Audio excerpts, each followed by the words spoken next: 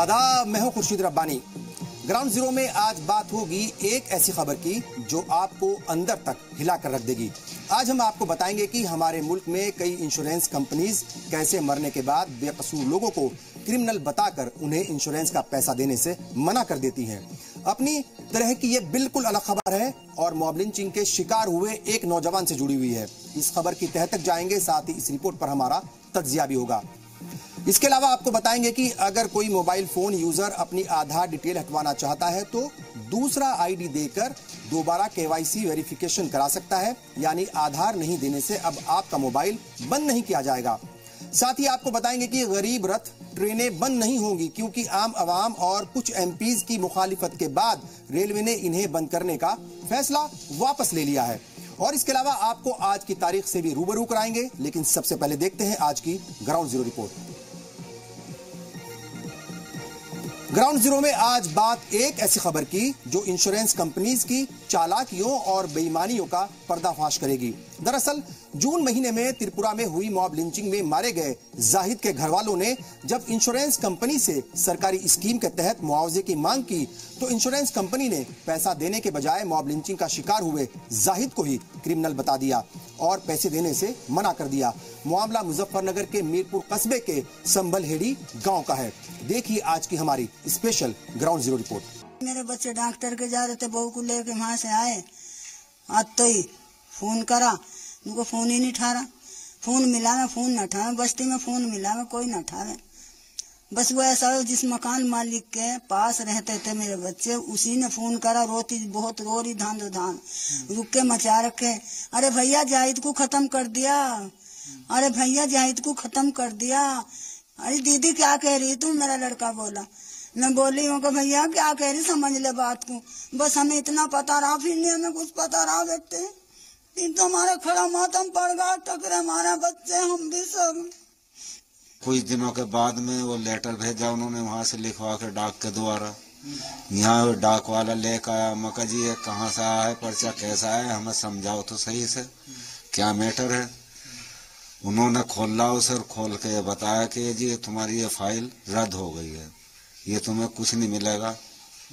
मका जी क्यों कि इसमें अपराधी बना दिया है जाहिद खान को। स्थिति में जाहिद मामले की जो संभलेड़ा का मामला है वो किस तरह से उसको आपने अपराधी पाया है? उसकी FIR हुई, गाजी पुलिस वाले ने FIR करा रखी। क्या था उसमें FIR में? तीन लोगों को, मतलब गांव के लोगों ने 4-5 कहीं लोग कहीं 4 लोगों ने पीट कर मार दिया। थाने क्षेत्र में ऐसा कुछ था नहीं, लोगों ने मार दिया तो इसलिए वो अपराधी हो गया? नहीं, अपहरण के बच्चे के अपहरण के शक में। अपहरण के शक में आपने त्रिपुरा पुलिस की से बात की थी क्या इस सिलसिले में? आज मैं तो वही FIR ही है और मैं तो वही बात नहीं की।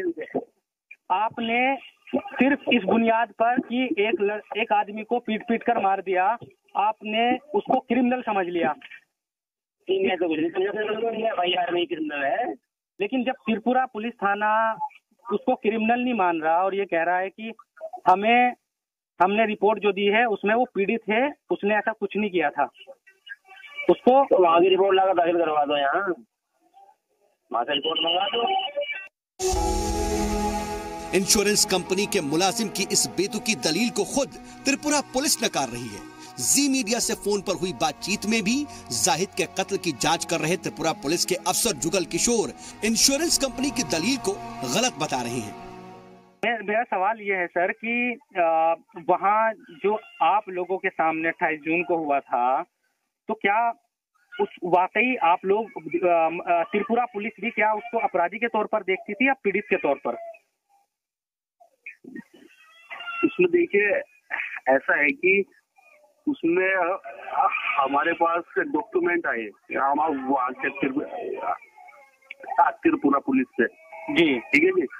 तो हमने भी डॉक्यूमेंट फॉरवर्ड कर दिए जिले में, और हमने अपनी रिपोर्ट में लिखा था कि इन्हें किसान दुर्घटना बीमा का लाभ दे दिया जाए। सवाल ये है सर कि यानी कि त्रिपुरा पुलिस के मुताबिक जो जाहिद था वो एक बेकसूर आदमी था और उसको लाभ मिलना चाहिए। उन्होंने एक लेटर जारी कराओ और उसमें लिख दिया कि हमें मतलब ये क्या नाम की इन्फॉर्मेशन सूचना मिली है कि वो अपराधी था, जबकि ये जो चीज उन्होंने लिखी है ये इन्फॉर्मेशन सूचना से नहीं लिखी जा सकती, ये तो वेरिफिकेशन से लिखी जा सकती। बिल्कुल सर। मुख्यमंत्री किसान दुर्घटना मृत्यु बीमा योजना, तो इसमें कोई किसान की किसी एक्सीडेंट में, दुर्घटना में किसी कारण से हत्या हो जाती है, कोई मौत हो जाती है, तो सरकार उसे 5 लाख रुपए तक की मदद करती है। चूंकि जाहिद 2 बीघा उसका हिस्सा बनता है जमीन में, तो वो किसान था। तहसीलदार ने पात्रता सिद्ध करके एक कागज ओरिएंटल इंश्योरेंस कंपनी को भेज दिए, और उसके बाद ओरिएंटल इंश्योरेंस कंपनी ने जो लिखकर भेजा, चिट्ठी इनको भेजी, वो 7 अक्टूबर को इनको चिट्ठी वो आई है। उसमें लिखा कि चूंकि ये अपराधी था तो हम इसका क्लेम हम नहीं दे सकते हैं। जाहिद अपने परिवार का सबसे बड़ा बेटा था और अपने कंधों पर परिवार की जिम्मेदारी संभालता था, लेकिन ये परिवार पिछले 4 महीनों से बिखरा नजर आता है। इस सब के बीच इंश्योरेंस कंपनी ने इनके जख्मों पर नमक छिड़कने का काम किया है, जिसने मुआवजा तो नहीं दिया, उल्टा जाहिद को ही अपराधी बता दिया। कैमरामैन जितिन के साथ जी मीडिया के लिए मुजफ्फरनगर से मैं शोएब रजा। जाहिद की बीवी इद्दत में है, इसीलिए वो किसी से बात नहीं कर रही, लेकिन उनकी बेटी अपने अब्बू की याद में परेशान और गमजदा नजर आती है। वहीं जाहिद के गांव के लोग भी इंश्योरेंस कंपनी के इस रवैये से गुस्से में हैं। गांव वालों का कहना है कि जाहिद के मरने के बाद जिस तरह से उसे क्रिमिनल बताने की कोशिश की जा रही है, वो अपने आप में एक क्राइम है। मेरे पापा बोलते थे कि बस पढ़ाई में ध्यान लगाइए, पढ़ाई करिए, और बस पढ़ाई के बारे में बोलते थे। मेरा बहुत प्यार करे थे, मेरे पैसे अकाउंट में लगाते थे, और अम्मी कहला। मुझे जितना ध्यान है वो कपड़े का ही काम करता था, और कपड़े के काम के लिए ही शायद वहाँ गया हुआ था, और उसका इस तरह का कुछ भी वो नहीं था कि गांव में भी मतलब ऐसा नहीं था कि वो इस तरह का उसका वो किसी से लड़ाई झगड़ा है, किसी कुछ भी नहीं था। पूरा परिवार ही उनका ऐसा है। वो सबसे प्यार मोहब्बत से बोलता था, बच्चों से, सभी से बहुत अच्छे बर्ताव थे उसके, बहुत सज्जन आदमी था, किसी से लड़ाई झगड़ा कोई फसाद गाँव में नहीं था। किसी के बच्चे से वो ना किलसे था ना वो वैसो, बच्चों में तो खेलता, फिल्म बनाता, गाने गाता फिर हो जाता। उसकी कोई वो ऐसी बात नहीं है कि लड़ाई झगड़े वाला है, ऐसा बच्चा कोई भी फैमिली में नहीं है इनके ऐसा।